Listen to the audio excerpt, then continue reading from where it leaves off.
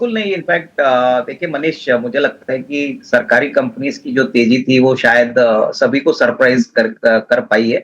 और मेरे ख़्याल से अभी तो सभी इन्वेस्टर्स को, निवेशकों को सिर्फ़ सरकारी शेयर्स चाहिए। अभी ये जो बिकवाली हम देख रहे हैं, ये मेरे ख़्याल से देखिए जो मोमेंटम ट्रेडर्स हैं, जिन्होंने बहुत जल्दी पैसा बनाया 2-3 महीनों में, वो निकल रहे हैं। बट मेरे ख़्याल से जो इन्हेरेंट क्वालिटी इन पीएसयूज़ की है, वो ये है कि पुराने दिन में तो सरकारी कंपनीज़ का जो स्टाइल था काम करने का वो अलग था। अभी सारी कंपनीज़ बहुत चुस्त हो चुकी है, एफिशिएंट हो चुकी है, प्रोडक्टिविटी का मतलब वो समझते हैं। कॉर्पोरेट गवर्नेंस तो बहुत स्ट्रिक्ट हो चुका है और डिलीवरी को लेके मेरे ख्याल से अक्रॉस द सेक्टर्स एक रियलाइज़ेशन हो गया है इन कंपनीज़ के मैनेजमेंट्स को। और गवर्नमेंट भी चाहती है कि ये कंपनीज़ बहुत ही अच्छी तरह से प्रोफेशनली मैनेज करें और यही सब शेयर के प्राइसेज़ में दिख रहा है। हालाँकि मैं यही कहूँगा आपके निवेशकों को कि देखिए पीएसयू स्टॉक्स को अभी अगर आपको खरीदना है तो आपको बहुत ही सिलेक्टिव रहना है और इमीडिएटली पूरा पैसा मत डिप्लॉय करिए क्योंकि बहुत वोलेटिलिटी है मार्केट में, शेयर ऊपर जाते हैं, नीचे आते हैं, फंडामेंटल्स ठीक-ठाक रहते हैं, तो प्राइस को अगर आपको थोड़ा-सा मैनेज करना है, तो पूरी क्वांटिटी एक साथ मत खरीदिए। आपका नज़रिया थोड़ा-सा मीडियम टू लॉन्ग टर्म होना है, तो ही आपको इस स्पेस से अच्छा पैसा बन सकता है। नहीं मनीष, जैसे कि अभिषेक ने कहा कि देखिए एटलीस्ट शॉर्ट टर्म में तो कोई बड़ी बढ़त आएगी ऐसा लगता नहीं है क्योंकि देखिए जो 45-50 रुपए में मुझे याद है ये स्टॉक चलता था, ये बहुत तेजी से भागा। उसके बाद गवर्नमेंट ने भी ओएफएस किया, गवर्नमेंट ने भी अच्छा खासा मुनाफा यहाँ पे कमाया। तो मुझे लग रहा है कि देखिए अभी तो दिसंबर क्वार्टर थोड़ा-सा नरम आ चुका है, एग्जीक्यूशन अगर नेक्स्ट क्वार्टर से पिकअप होता है, तो मेरे ख्याल से इसमें एक अच्छा बाउंस बैक आपको देखने को मिले। लेकिन जो भी निवेशक अभी खरीदना चाहता है, मेरे ख्याल से 10 से 15% ही डिप्लॉय करे। मुझे नहीं लगता है कि इसमें कोई बड़ी नेगेटिव सरप्राइज़ आई है क्वार्टरली के तो आगे भी ऐसा ही खराब नंबर आएगा। आने वाला 12 से 15 महीने में बहुत सारा ग्रोथ पोटेंशियल अभी भी बाकी है रिन्यूएबल स्पेस में और जिस प्रकार की इनकी ऑर्डर बुक है, मेरे ख्याल से एग्जीक्यूशन एक बार ठीक-ठाक होता है, तो आपको नंबर्स में भी फ़र्क देखने को मिलेगा। लेकिन मार्केट में वोलेटिलिटी बढ़ गई है। मैं अभी भी कहूँगा कि अगर आपको खरीदना भी है, तो 10 से 15% की कैपिटल लगाइए, बैलेंस क्वांटिटी आपको बाद में आप अपॉर्च्युनिटी के पॉइंट ऑफ व्यू से मिलेगी।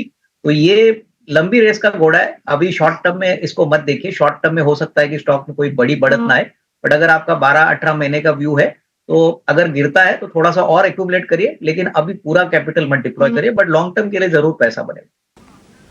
नहीं, मेरे ख्याल से देखिए जैसे टिम्पी ने कहा कि बहुत पॉजिटिव्स है, काफ़ी नेगेटिव्स भी उन्होंने कहे। देखिए मुझे लगता है कि अभी शॉर्ट टर्म में तो कोई बड़ी अपसाइड आएगी ऐसा लगता नहीं है क्योंकि देखिए ऑलरेडी स्टॉक बहुत तेज़ी से भागा है। मुझे याद है जब ₹20 में आईपीओ आया था तभी कोई इस शेयर की तरफ देखता नहीं था।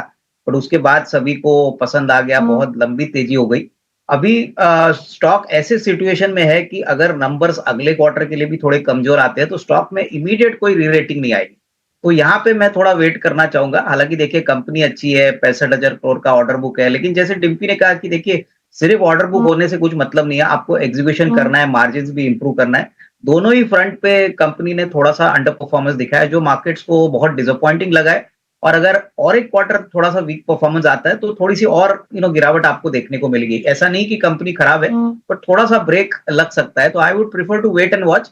मैं जल्दबाज़ी नहीं करूँगा। मुझे लगता है कि यहाँ पे वैल्यूएशन तो महँगा ही है, प्लस एग्जीक्यूशन वीक है, मार्जिन्स वीक है, तो I think it is better to wait. Maybe थोड़ी-सी और निचले लेवल पे मैं खरीदने की कोशिश करूँगा। बट अभी फिलहाल जिनके पास है, जो बहुत पहले ले चुके हैं, उनको थोड़ा-सा मुनाफ़ा वसूल करना चाहिए और बैलेंस क्वांटिटी वो होल्ड करें।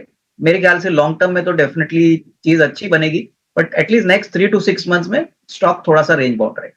नहीं, मेरे ख्याल से एसबीआई कार्ड में मुझे तो लगता है कि आपको होल्ड करना चाहिए और अगर आपके पास थोड़ा रिस्क एपेटाइट है, तो देखिए डिजिटल जो रेवोल्यूशन अभी इंडिया में हो रहा है, क्रेडिट कार्ड्स का जो सिलसिला है, मेरे ख्याल से देखिए काफ़ी हद तक अभी रूरल मार्केट्स में भी पहुँचा है। तो कहीं न कहीं देखिए यूपीआई भी है, लेकिन क्रेडिट कार्ड का जो कांसेप्ट है, वो जाएगा नहीं और पेरेंट बहुत स्ट्रॉन्ग है। तो मैं तो कहूँगा कि इस लेवल से अगर थोड़ा-सा आप खरीदो, एटलीस्ट 20-25% अपनी इन्वेस्टमेंट अभी इस प्राइस पे आप एंट्री भी कर सकते हो। बट नज़रिया आपको कम से कम 12-18 महीने का रखना है। कंपनी बहुत बढ़िया है, मुझे नहीं लगता है कोई बड़ा नेगेटिव सरप्राइज़ आपको क्वार्टर्स में मिलेगा और थोड़ा-सा इंतज़ार अगर आप करें, तो डेफिनिटली आपको अच्छा रिस्क रिवॉर्ड मिल सकता है। आईआरएफसी होल्ड करिए, डेफिनिटली लॉन्ग टर्म में प्रॉस्पेक्ट्स अच्छे हैं। टीआई इनसे आईटीआई आईटीआई में भी मुझे लगता है कि आपको होल्ड करना चाहिए। हालाँकि प्राइस गिरा है, बट डेफिनिटली यहाँ पे होल्ड करने एनबीसीसी एनबीसीसी में मेरे ख्याल से ऊपरी लेवल पे थोड़ा-सा मुनाफ़ा वसूल कर लीजिए। यहाँ पे थोड़ा-सा मुनाफ़ा वसूल करके बैलेंस क्वांटिटी होल्ड करें। स्टॉक निचले लेवल से काफ़ी भाग चुका है। आखिरी से सर हुडको। हुडको में भी मैं कहूँगा कि थोड़ा-सा प्रॉफिट बुक कर लीजिए। हालाँकि शेयर ऑलमोस्ट डबल से ज़्यादा हो चुका है, तो थोड़ा प्रॉफिट बुक कर लीजिए और होल्ड करिए। यहाँ पे भी मुझे लगता है कि जो रनवे है हुडको का अगले 1.5-2 साल के लिए काफ़ी अच्छा लगेगा। अब सर आपके तरफ से कौन से कंपनियों के शेयर सरकारी कंपनियों में जिसमें खरीदारी करनी चाहिए? नहीं, मुझे लगता है कि मुझे इरेडा पसंद है। हालाँकि वोलेटिलिटी बहुत है इस काउंटर में, बट मैं यही कहूँगा कि जो भी शेयर मैं आपको बता रहा हूँ, वहाँ पे इमीडिएटली पूरा पैसा मत डालिए। 10%, 15%, 20% जितना भी आपका रिस्क एपेटाइट है, उसके हिसाब से आप डालिए। मुझे लगता है कि इरेडा में क्वार्टर का नंबर, तीसरी तिमाही का नंबर बहुत तगड़ा आ गया है। ये सिलसिला आगे भी चलेगा। तो यहाँ पे 225, 230 का टारगेट प्राइस आपको अगले 1 साल में मिलना चाहिए। दूसरा स्टॉक जो है वो TFCI, tourism finance corporation of India. देखिए ये कंपनी हॉस्पिटैलिटी से जुड़ी है। करीबन 185 का प्राइस है और मुझे लगता है कि आने वाले क्वार्टर्स में बहुत अच्छा आउट परफॉर्मेंस दिखाएगी। तो यहाँ पे 235, 240 का टारगेट प्राइस लेके यहाँ पे भी खरीदिए। थोड़ा-सा पेशेंस और कन्विक्शन चाहिए, मे बी नियर टर्म में नहीं बट एटलीस्ट मीडियम टर्म में ज़रूर चलेगा।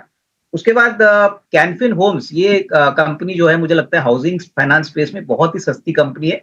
करीबन 775, 780 का प्राइस है। यहाँ पे भी करीबन अगर साल भर का नज़रिया ले तो ₹900 का टारगेट पॉसिबल लग रहा है। बहुत ही अच्छी एसेट क्वालिटी है। 1% से नीचे ग्रॉस नॉन परफॉर्मिंग एसेट्स है।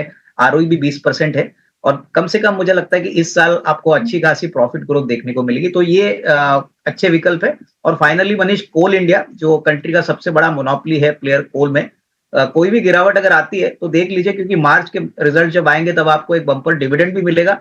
प्लस ग्रोथ प्रॉस्पेक्ट्स अभी कोल में बहुत अच्छे दिख रहे हैं। तो यहाँ पे भी करीबन 475, 480 का टारगेट प्राइस अगले साल भर में पॉसिबल लग रहा है।